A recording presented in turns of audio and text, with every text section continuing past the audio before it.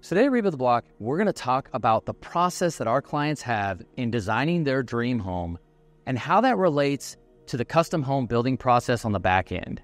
Let's get to it. So I recently had the opportunity to attend the International Build Show in Vegas just last month. And as I was passing through the Kohler exhibit, which has some amazing fixtures and finish exhibits, I had mentioned that one of the details that I saw would be very difficult to be able to complete in the field, to which a designer quickly snapped around and said, "Typical builder, never willing to provide the customer's dream." Now, while at the time I might have taken some minor offense, I didn't engage in that type of conversation, but it brings me to the point of what it looks like for our clients when they have the opportunity to design their dream home, the home that they're planning on staying in for the rest of their lives, which, spoiler alert, usually is only the next 5 to 10 years. With that out of the way, let's talk about the first topic at hand. It's very easy to design a dream home on a piece of paper, and it's super important to be able to take into consideration that those dreams on a piece of paper actually have real dollars associated to them. So my question would be, why is it always that it's the designer against the builder? I don't think that it has to be this way, and it especially is important if you want to have a good building experience to have your contractor involved with the design process up front. And here's the main reason why. It's very easy to get out of hand with designing the perfect dream home with all of the bells and whistles associated. And don't get me wrong, that's the architect's and the interior designer's job to be able to make sure that that plan has everything that you imagined what your home would be when complete. So at Rebuild the Block, we've taken a slightly different approach. Now, we consider ourselves a design build firm.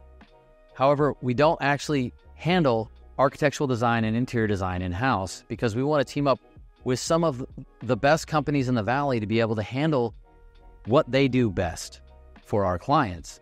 However, we believe in strong collaboration between the builder and the design team that allows us to be able to get the end result that our clients are looking for.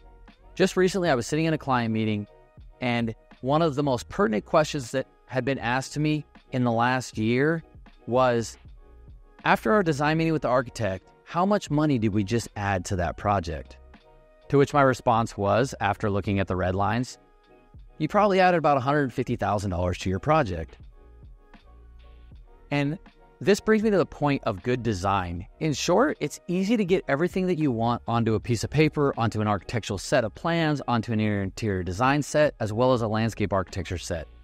However, typically there's not cost associated with each of these items, so many clients could be in for a rude awakening when the dream home that they design isn't the home that they're able to actually move into the day that it's complete.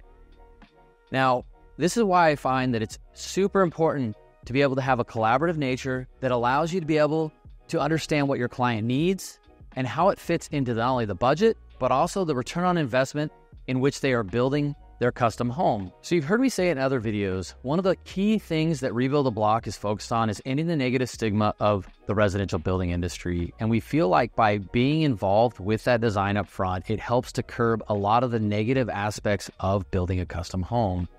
And for an example, there's many people that feel like they had a great time designing an amazing home. It's the dream home. It has everything that they could possibly want, only to be curbed on that enthusiasm when they get to the build, realizing that the budget that was designed for isn't the budget that is created in the real world by a vertical structure.